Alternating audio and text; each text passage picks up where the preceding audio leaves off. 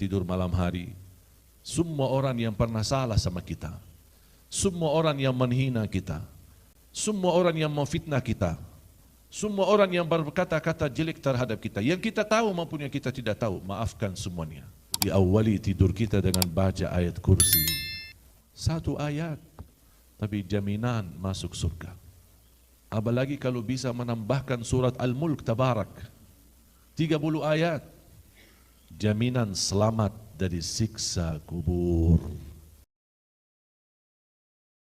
Saya selalu usahakan sesuai ajaran Islam, kalau mau tidur usahakan dalam keadaan wudu. Apalagi saya awali dengan habis wudu saya salat 2 rakaat sunnah wudu, 2 rakaat mukaddimah witir, 1 rakaat witir, baru saya tidur. Saya dapat bangun masih ada waktu belum azan subuh, baru saya tahajud. Tapi tidak boleh witir lagi karena sudah witir duluan. Seandainya tidak punya umur lagi, sudah tahajud duluan, sudah witir duluan, dan tertulis nama kita ahli witir. Bahkan Rasulullah menwasiatkan sahabatnya Abu Hurairah, wahai Abu Hurairah, jaga witir sebelum tidur. Ada hikmah. Umar bin Khattab ditanya, kenapa suka jaga witir sebelum tidur? Kata beliau, saya khawatir meninggal dunia dalam keadaan tidur belum witir. Tahajud apa-apa belakangan, tidur santai, bangun masih ada waktu, silahkan tahajud. Kalau tidak ada waktu, berarti sudah tertulis nama kita ahli witir. Innallaha witir, yuhibbul witir, fa'autiru. Allah maha witir, Allah cinta witir, dan jagalah witir. Karena kalau kita tidur malam hari, ucapin kata ikhlas dan memaafkan semua orang yang pernah menzalimi kita, semua orang yang pernah salah sama kita, semua orang yang menghina kita, semua orang yang memfitnah kita, semua orang yang berkata-kata jelek terhadap kita, yang kita tahu maupun yang kita tidak tahu, maafkan semuanya. Seandainya malam itu meninggal dunia, insya Allah pula kita dapat dimaafkan oleh Allah, karena kita suka memaafkan semua manusia.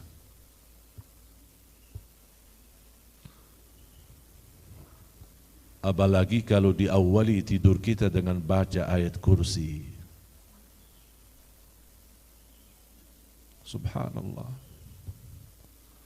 satu ayat, tapi jaminan masuk surga. Apalagi kalau bisa menambahkan surat Al-Mulk Tabarak 30 ayat, jaminan selamat dari siksa kubur. Kita baca, mohon maaf tidak bisa baca, masih bisa dengar, simak. Sekarang HP sudah ada isinya 30 juz Al-Quran, tinggal buka YouTube-nya, Murattal surat Tabarak Al-Mulk, dengar sambil di tempat tidurnya, berbaring, dengar ayatnya, hayati maknanya, dengar baik-baik, pahalanya sama, yang baca maupun mendengar, setiap satu huruf 10 kebaikan. Selesai tidur, dan kalimat terakhir yang kita ucapkan, Bismika Allahumma ahya wa bismika amut. Boleh kita asyhadu an la ilaha illallah wa asyhadu anna Muhammadan Rasulullah. Bisa jadi kalimat ini yang kita ucapkan benar-benar terakhir dan tidak sempat lagi kita ucapkannya. Begitu bangun, buka mata, oh, ada di ruang tidur, masih di kamar, masih di atas kasurnya. Alhamdulillah. Saya suka baca Alhamdulillah, Alhamdulillah, Alhamdulillah alladhi ahyana ba'da ma amatana wa ilaihin nusyur. Terasa ucapan Alhamdulillah benar-benar dari dalam hati. Terasa keindahan ucapan Alhamdulillah karena baru saja Allah selamatkan kita dari kematian.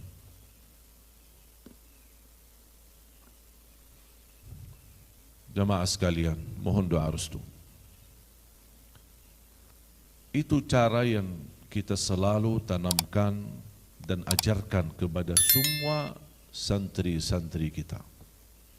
Bukan hanya sebatas hafal Al-Quran, tapi bagaimana bisa sambungkan ayat Quran dengan doa sehari-hari. Supaya mereka ketika baca doa sehari-harinya, dia tahu mana ayatnya, mana surahnya, mana petunjuknya, bagaimana kita proses menhayati dan mendalaminya. Dan saya yakin, kalau Bapak Ibu pulang akan terbawa keindahan doa ini. Dan nanti malam saya yakin akan Bapak Ibu bisa baca doa ini dengan terasa di hati. Kalau boleh saya usulkan, nanti pulang bisa buka, cari di Syekh Google. Kenalkan Syekh Google? Ada Syekh terkenal banget Syekh Google. Semua serba bisa, semua serba ada. Tinggal kita ketik doa, tidur, pasti muncul ada dua. Bismikallahumma amutu ahya, dan yang kedua Bismika Rabbi, yang cukup panjang, tidak apa-apa, difotokopi sama artinya, atau bisa diambil kopi dari HP dan kita simpan. Setiap mau tidur tinggal buka fotonya dan kita baca. Agak panjang, tapi insya Allah kalau kita biasa rutinkan, insya Allah bisa hafal. Tidak susah. Bismika Rabbi wada'tu jambi wa bika arfa'hu fa in amsakta nafsi farhamha wa in arsaltaha fahfadha bima tahfaz bihi ibadak as-salihin. Tapi doa itu benar-benar menartikan, memaknai ayat yang kita sama-sama belajarinya dan kita fahami. Mohon doa restu menjadi impian dan cita-cita untuk mencetak 1 juta penghafal Al-Quran, tapi mampu membawa akhlakul Quran dan menhayati sebagaimana Bapak Ibu pagi hari ini sudah menhayati walaupun 1 ayat. Tapi saya yakin 1 ayat yang sama-sama kita hayati bersama serta doanya, pasti kita akan sudah tahu dan kita fahami betul ternyata betapa Al-Quran ini mempengaruhi kualitas iman. Dan saya yakin Bapak Ibu saat mendengar ini pasti hatinya akan terasa dan menambah keyakinan dan iman kepada Allah, dan kita akan mampu menjaga doa dan bisa menhayati ayat-ayat. Walaupun kemampuan kita terbatas, tidak apa-apa. La yukallifullahu nafsan illa usaha. Saya selalu berdoa, ya Allah, aku mohon jangan cabut nyawa saya sampai terwujud 1 juta penghafal Al-Quran untuk Indonesia. Apalagi habis kemarin saya diuji dan ditusuk, saya tingkatkan lagi doa. Dan saya bilang, ya Allah jangan dulu ya Allah. Tidak boleh saya mati ya Allah, belum selesai tugas. Izinkan saya melanjutkan perjuangan sampai mencetak 1 juta penghafal Al-Quran untuk Indonesia. Itu selalu doa saya. Dan Alhamdulillah program ini sudah jalan, bukan mau jalan, sudah jalan. Dan sudah Alhamdulillah melahirkan dan mencetak ratusan para penghafal Al-Quran. Dan kita bisa melihat perjuangan bersama tim RCTI, acara Hafiz Indonesia. Dan selain-lain acara-acara Hafiz Indonesia, banyak perjuangan dan melahirkan dan membangun beberapa lokasi menjadi pesantren, rumah tahfiz. Dan semua program ini murni dari bantuan dan dukungan dari masyarakat Indonesia. Tidak ada bantuan dari Arab.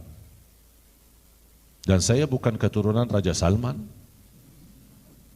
Tapi Alhamdulillah dengan kepercayaan jamaah bisa kita mewujudkan, membangun beberapa tempat, mendapatkan wakaf, dan kita terus kelola dengan maksimal untuk mencetak 1 juta penghafal Al-Quran.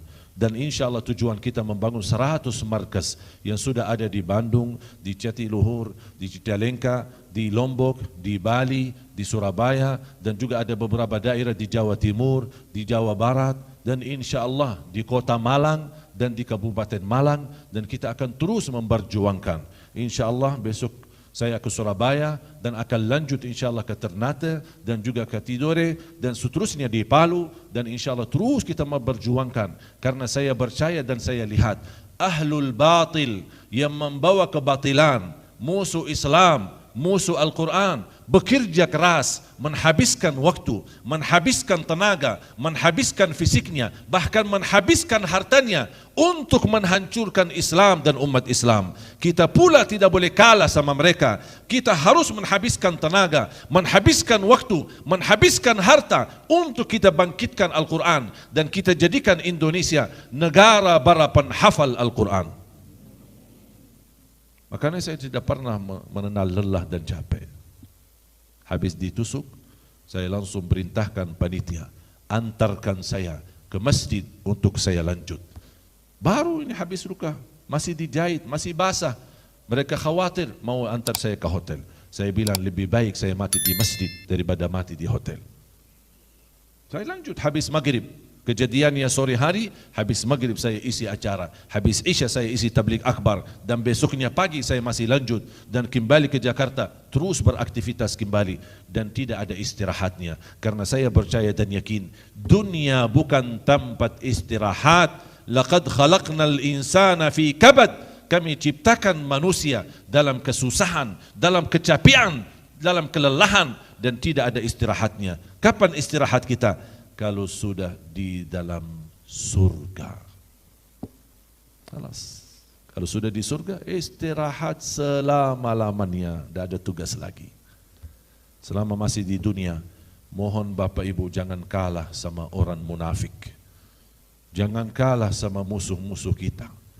Kalau musuh-musuh Islam dan musuh Al-Quran, mereka berjuang dan niat mereka menghancurkan Islam dan menghancurkan kita umat Islam. Kita juga akan memperjuangkan Islam, tapi kita tidak ada niat buruk menghancurkan mereka. Kita justru membawa akhlak Nabi Muhammad, dan supaya kita sebarkan rahmatan lil alamin. Mudah-mudahan mereka bisa tersentuh rahmatan lil alamin. Allah buka hidayah kepada mereka. Kita tidak ada niat buruk walaupun sama musuh kita. Mudah-mudahan program 1 juta penghafal Al-Quran bukan milik Ali Jabir, tapi mudah-mudahan menjadi milik kita bersama. Perjuangan kita bersama, amal salih kita bersama, dan mudah-mudahan semua bisa jadi kita gagal menghafal Al-Quran, tapi insya Allah dengan kita memperjuangkan Al-Quran, insya Allah tertulis nama kita yang mendapatkan syafaatnya Al-Quran. Orang yang mendapat syafaat Al-Quran bukan harus hafal, tapi orang yang memfasilitasi para penghafal ikut pula mendapatkan syafaatnya Al-Quran. Semoga semua perjuangan kita menjadi saksi baik, menjadi amal salih dan sedekah jariyah yang tidak terputus pahalanya sampai hari kiamat. Amin, amin ya rabbal alamin.